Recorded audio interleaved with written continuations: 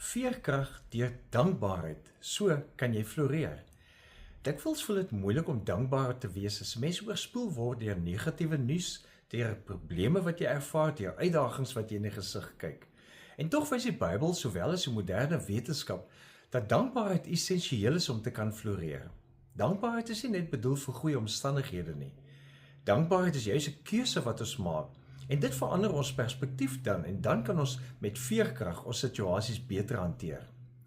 Die baanbrekende navorsing van Robert Emmons en Michael McCullough, hulle toon dat mense wat gereeld dankbaarheid beoefen, soos byvoorbeeld om net 'n dankbaarheid dagboek of joernaal te hou, dat hulle betekenisvolle verbeteringe ervaar en verhoogde vlakke van geluk, beter fisieke gesondheid, sterker verhoudings en groter veerkrag teen stres, en ook uiteraard meer lewenstevredenheid. Nou in die Bybel lees ons in 1 Kronieke 16 dat Dawid God se goedheid vier tydens die ark se terugkeer. Onthou, die ark is die simbool van God se teenwoordigheid in die Ou Testament voordat die tempel gebou is. En dit beteken vir hulle so baie, want dit beteken God is by hulle in alle omstandighede.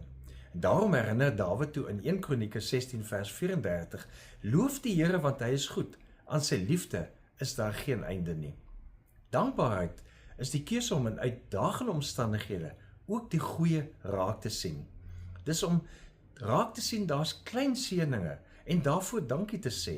Dis om dankbaar te wees vir lesse wat jy geleer het. Dis dankbaarheid vir mense wat jou ondersteun. Is dankbaarheid vir hoop wat nog in jou leef. Die interessante is dat ons brein verskillende inligtingskanale kan hanteer, soos visueel en auditief.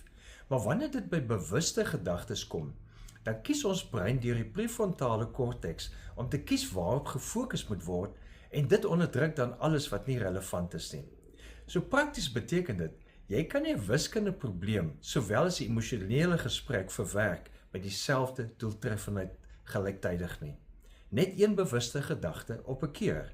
So, as jy bewustelik fokus op dankbaarheid, dan kan jy meer veerkrag beleef en so floreer. Een gedagte op 'n keer. Leef geïnspireerd.